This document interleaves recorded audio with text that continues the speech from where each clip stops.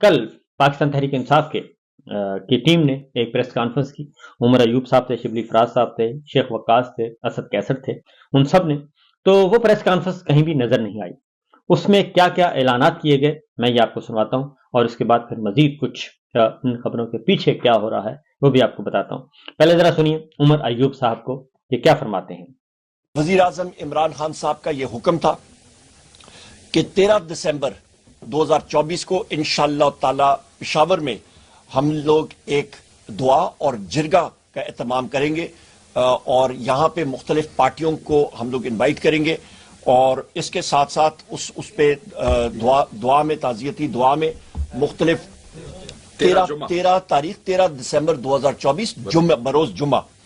اس کے بعد 15 دسمبر 2024 اتوار کا دن جو آتا ہے, ہمارے پاکستان تحریک انصاف کے جو بین الاقوامی چیپٹرز ہیں, انٹرنیشنل چیپٹرز ہیں, وہ اپنے اپنے ممالک میں دعا کریں گے اور وہاں پہ اپنی ریلیز یا جو فنکشنز ہیں وہ کریں گے. ان کے لیے ہماری انٹرنیشنل چیپٹرز, ہمارے چیئرمین اور سیکرٹری جنرل صاحب نیسسری انسٹرکشنز وہ دے رہے ہیں. اب ذرا سنیے جی شیخ وقاص اکرم صاحب کو کہ وہ کیا کہتے ہیں, کیونکہ اسلام آباد کا قتل عام اور اس دوران جو شہداء ہیں اور ان کے ساتھ کیا کیا جا رہا ہے, وہ کیس ابھی تک موجود ہے اور وہ ایشو جو ہے وہ دبنے والا نہیں ہے. شیخ وقاص اکرم صاحب نے کیا بتایا سنیے.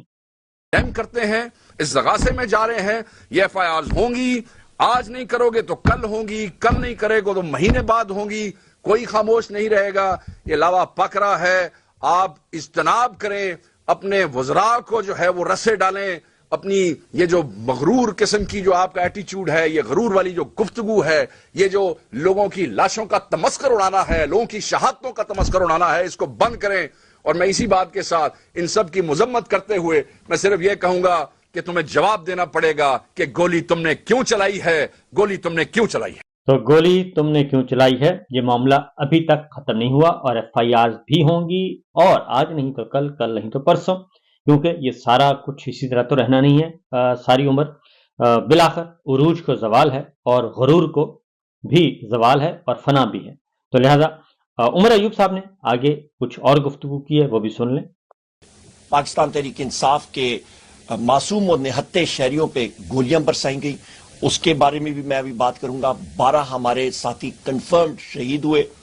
ان کا اسی جگہ پہ میرے بھائی شیخ وقاص اکرم صاحب نے یہاں پہ سلائیڈ اور پروجیکٹر لگا کے آپ کو دکھایا چند دن پہلے, میں بھی موجود تھا اس میں.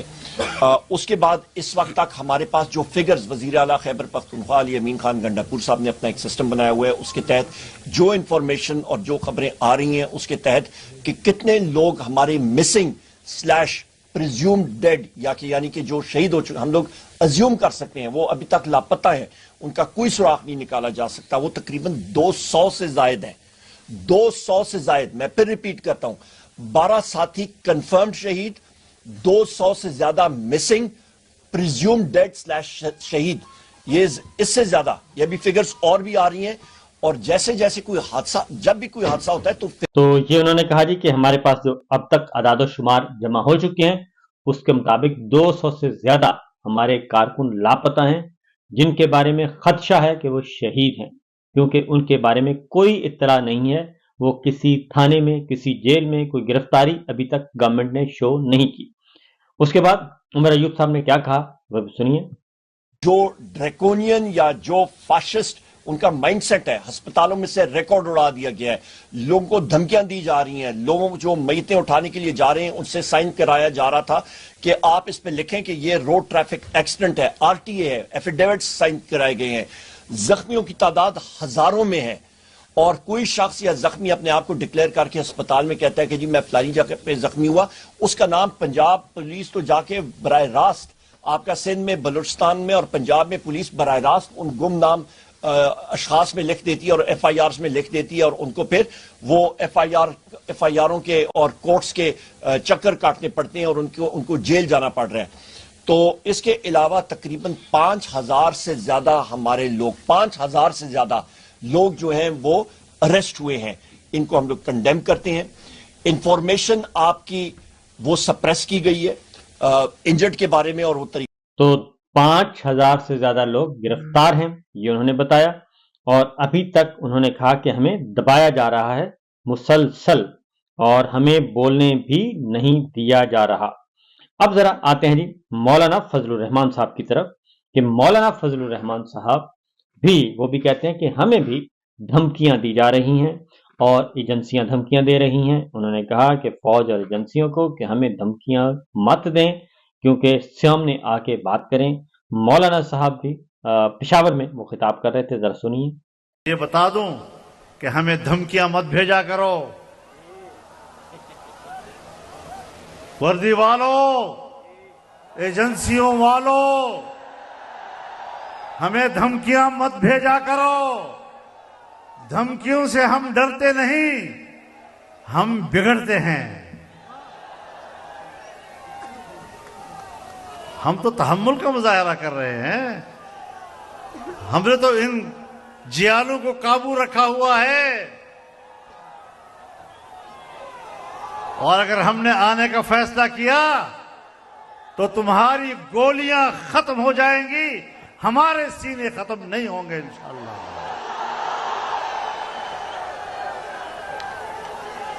دھمکیاں نہ بھیجا کرو، شرافت سے رہو گے تو شرافت سے رہیں گے، بدماشی کرو گے تو ہم سے بڑا بدماش کوئی اور نہیں ہوگا۔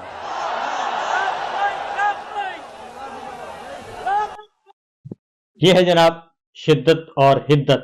وہ کہتے ہیں کہ دھمکیاں مت دو، ہم آپ سے بڑے بدماش ہیں اگر ہمارے ساتھ بدماشی کرو گے۔ یہ مولانا فضل الرحمان صاحب کہہ رہے ہیں، اور یقیناً وہ کہہ سکتے ہیں کیونکہ ان کے پاس اچھی خاصی قوت موجود ہے، اور وہ قوت جو کہ پھر ٹکرائے گی تو پھر وہ اسی سوچ کے ساتھ ٹکرائے گی جس سوچ کے ساتھ پاکستان تحریک انصاف کو کچلنے کی کوشش کی جا رہی ہے، ڈیمولش کرنے کی کوشش کی جا رہی ہے، اور باقاعدہ فتوے لگا کر۔ تو جب فتوے سے ٹکرائے گا تو پھر آپ کو معلوم ہے کہ پھر اس کے بعد کیا ہوتا ہے۔ تو بہرحال ایسے وقت سے بچنا چاہیے۔ اب آتے ہیں کہ ساری صورتحال میں کیا کوئی پیچھے ہٹنے کے لیے تیار ہے؟ تو جناب پیچھے ہٹنے کے لیے کوئی بھی تیار نہیں ہے، اور عمران خان صاحب نے اپنا جو پیغام دیا ہے وہ بدستور موجود ہے، اور اب 13 اور 15 دسمبر کو عالمگیر جو ہے 13 دسمبر کو پشاور میں اور 15 دسمبر کو پوری دنیا میں اسلام آباد کے قتل عام کو اجاگر کیا جائے گا، اور شہداء کے لیے دعا کی جائے گی، اور ان کے ساتھ اظہار یکجہتی کیا جائے گا، اور جو مظلوم خاندان ہیں ان کے لیے۔ اور اب تک کی جو میں نے کہا جی اب تک میں نے جو خبریں پہنچائی ہیں اس سے آپ کو اندازہ ہو چکا ہوگا کہ معاملات کس طرف جا رہے ہیں اور کیا ہے۔ ایک اور سنیے گا جی، مولانا فضل الرحمان صاحب نے ایک اور بات بھی کی ہے، وہ بھی ذرا سن لیجئے تاکہ آپ کو اندازہ ہو سکے۔